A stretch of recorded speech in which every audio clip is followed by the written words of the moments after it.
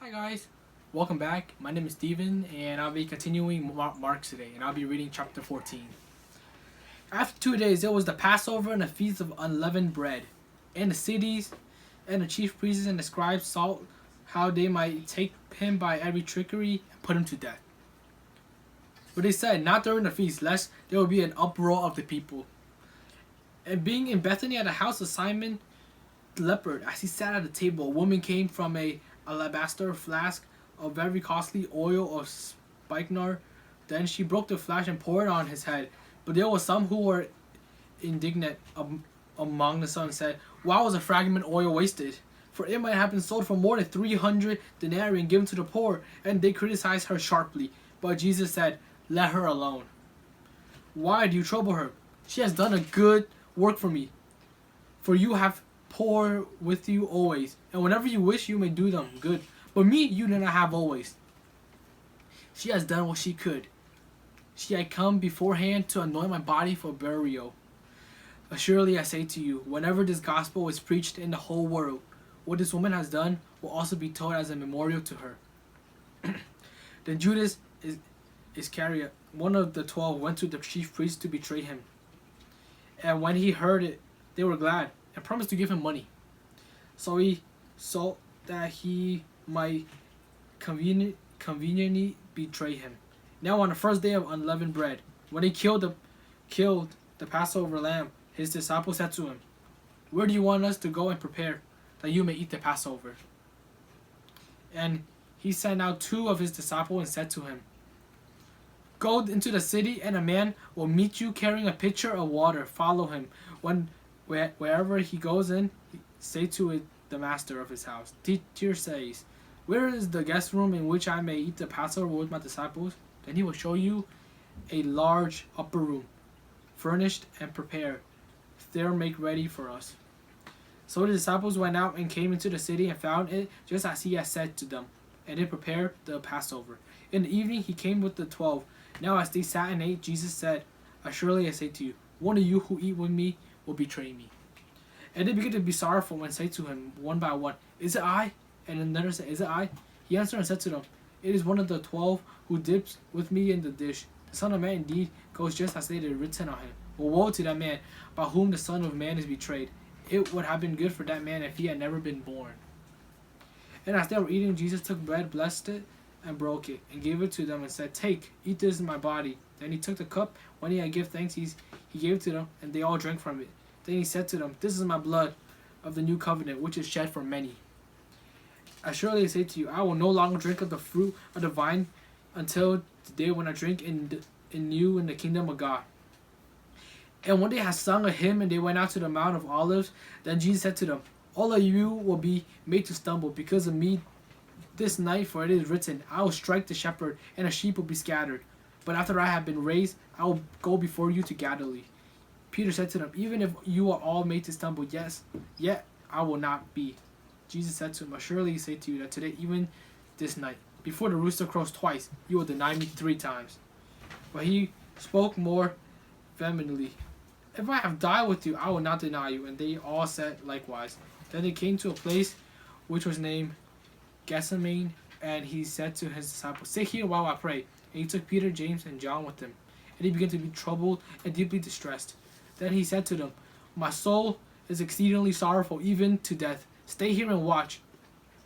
He went a little farther and fell on the ground and prayed from him. He prayed there, if it was possible, that hour might pass from him. And he said, "Abba, Father, all things are possible for you. Take this cup away from me. Nevertheless, not what I will, but what you will." Then he came and found them sleeping and said to Simon Peter, "Are you sleeping? Could you not watch 1 hour? Watch and pray lest you enter the temptation. The spirit indeed is willing, but the flesh is weak." Again he went away and prayed and spoke the same words. And when he returned, he found them asleep again, for their eyes were weary, heavy, and they did not know what to answer him. Then he came the third time and said to them, "Are you still sleeping and resting? Is it enough? The hour has come. Behold, the Son of Man is being betrayed into the hand of sinners. Rise, let us be going. See, my betrayer is at hand." And immediately, while he was still Speaking, Judas, one of the 12, with a great multitude with swords and clubs, came from the chief priests and the scribes and the elders. Now his betrayer had given them a signal, saying, "Whomever I kiss, he is the one. Seize him and lead him away safely." As soon as he had come, immediately he went up, and to him he said to him, "Rabbi, Rabbi," and kissed him. Then they laid their hand on him and stood there. And one of those who by drew his sword and struck the servant of the high priest and cut off his ear. Then Jesus answered and said to him, "Have you come out as against a robber with swords and clubs to take me? I was daily with you in the temple teaching, and you did not seize me, but the scriptures must be fulfilled." Then they all forsook him and fled. Now a certain young man followed him, having a linen cloth drawn around his naked body. And the young man laid hold of him, and he left the linen cloth and fled from them naked. And they led Jesus away to the high priest, and with him were assembled all the chief priests, the elders, and the scribes. But Peter followed him at a distance, right into the courtyard of the high priest, and he sat with the servants and warmed around at the fire. Now the chief priests and all the council sought testimony against Jesus to put him to death, but found none, for many bore false witnesses against him. But their testimonies did not agree. Then some rose up and bore false witnesses against him, saying, "We have heard him say, I will destroy the temple made with hand, and within 3 days I will build another made without hands."